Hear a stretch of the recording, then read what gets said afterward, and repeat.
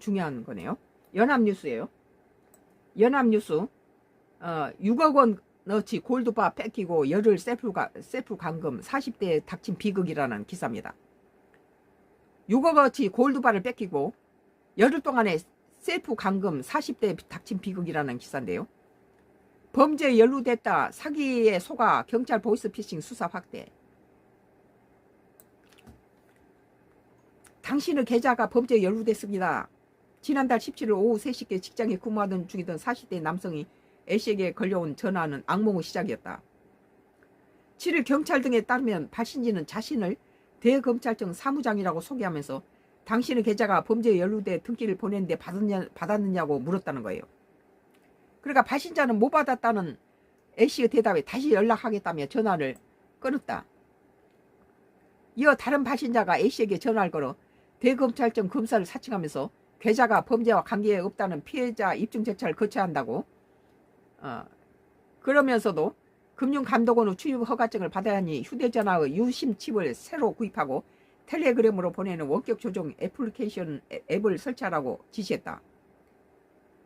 금융감독원 직원이라고 소개한 또 다른 남성은 보호관찰을 받아야 하는데 처분을 임시로 해주겠으니 호텔로 들어가라며 A씨가 당일부터 지난달 28일까지 호텔과 에어비앤비 숙소 4곳에 번갈아가며 투숙하게 했다. 이들은 A씨에게 말을 듣지 않으면 구속된다며 윽박질렀고 A씨 휴대전화에는 깔린 앱을 이용해 피해자의 일거수일투족을 확인하면서 이동 시에는 허락 없이 어디에 가느냐며 압박을 했다. 완전히 이거 감옥살이네요.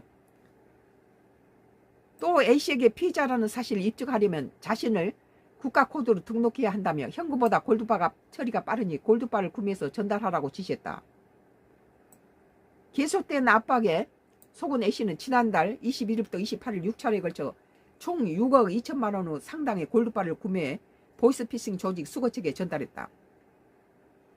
보이스피싱 일당은 매번 수원 영통역, 안산 사리역, 인천 부평역, 인천 경인교대역, 서울 신촌역, 대방역 등을 장소를 옮겨하며 범행을 이어갔다.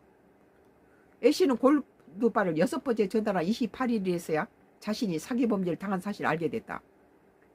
A씨에게 2억 원을 빌려준 누나가 보이스피싱을 의심해서 직접 동생인 A씨의 숙소를 찾아가 자초지종을 설명하고 나서야 경찰에 신고할 수 있었다. A씨는 경찰 조사에서 보이스피싱인 줄 몰랐다며 스스로 자책한 것으로 전해졌다. 인천 부평경찰서는 피해 액수가 많은 데다가 추가 범행 가능성이 있다는 점 등을 우려해서 강력팀 형사 20명을 수사 전담반을 꾸리고 추적 끝에 1차 수거 측의 60대 남성과 2차 수거 측의 30대 남성 B씨 등 2명을